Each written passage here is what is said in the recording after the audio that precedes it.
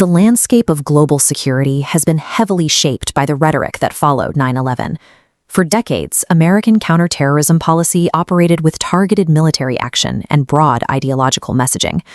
But as the calendar rolled forward to May 2026, the United States government released an official strategy document that went further than any previous administration. This new strategy made a specific, massive claim. It stated that the Muslim Brotherhood, an organization with over 100 million supporters worldwide, is the root cause of all modern terrorism. According to the document, every major extremist group, from Al-Qaeda to ISIS to Hamas, traces its origins directly back to this single entity. The architect of this sweeping policy was Sebastian Gorka, the president's counterterrorism director.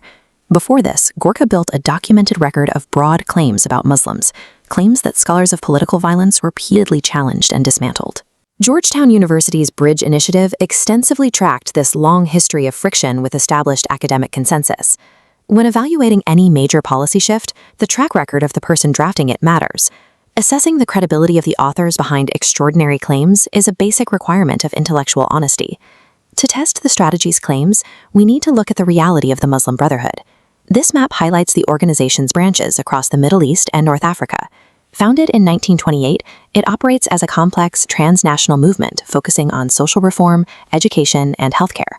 As seen by markers in Jordan, Tunisia, and Egypt, these branches operate independently and adapt entirely to their local political environments. In many of these countries, the Brotherhood functions as a mainstream political actor. In Egypt, for example, the organization was democratically elected to power in 2012 before being removed by a military coup. Treating a network of this size and diversity as a monolithic terrorist group contradicts empirical research.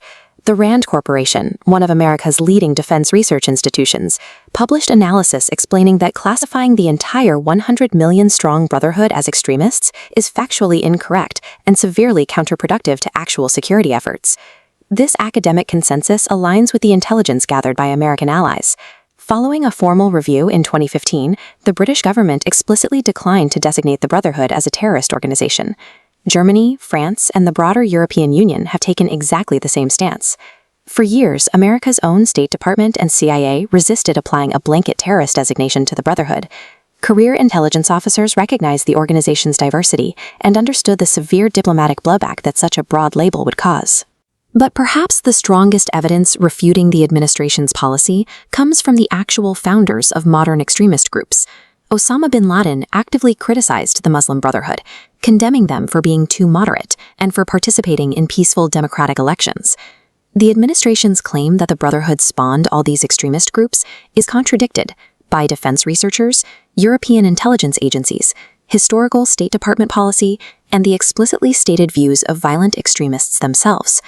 The Quran establishes a clear epistemological standard in Surah al-Hujurat. It instructs believers to rigorously verify information before acting on it, warning that failing to do so will result in harming people out of ignorance. When governments ignore the rigorous verification of facts, the results are deeply damaging. In 1942, the United States used a broad label based on ancestry to force 120,000 Japanese Americans into internment camps. A decade later, during the McCarthy era, vague accusations of political association with communism were weaponized to destroy the careers and lives of thousands of American citizens. And during the Civil Rights Movement, multiple state governments applied sweeping labels to the NAACP, officially classifying them as a subversive organization to suppress their organizing efforts. In every one of these historical examples, sweeping labels were applied to entire communities or organizations for political utility rather than legitimate security needs. History has consistently documented these decisions as profound mistakes rather than valid protective measures. If a formal terrorist designation follows this 2026 strategy document, the legal fallout for American Muslims will be immediate. Charities operating in countries with Brotherhood-affiliated social programs will face intense legal scrutiny, and individuals donating to Islamic organizations could be investigated under material support laws.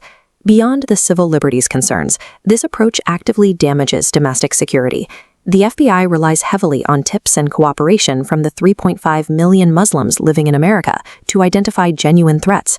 Alienating this vital community by targeting their mainstream organizations severs a crucial line of cooperative intelligence.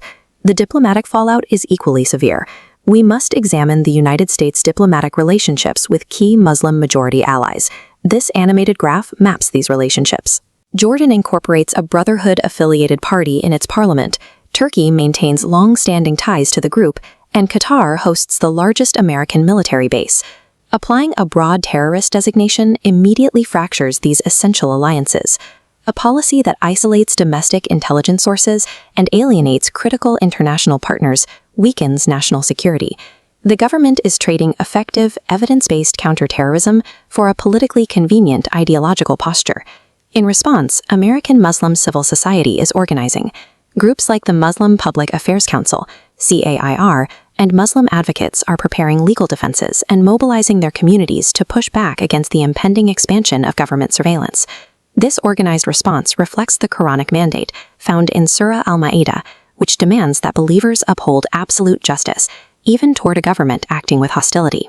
It is a demand for fairness that stands alongside Islam's strict, unambiguous prohibition against violence targeting civilians. There are 4 practical steps you can take right now. Know your legal rights regarding charitable giving and association. Document your civic engagement by voting and contacting representatives.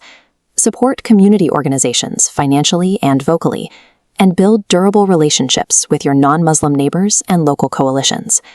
The implications of this policy extend to everyone. The First Amendment protects the freedom of religion and association for all citizens, including groups the government finds politically inconvenient.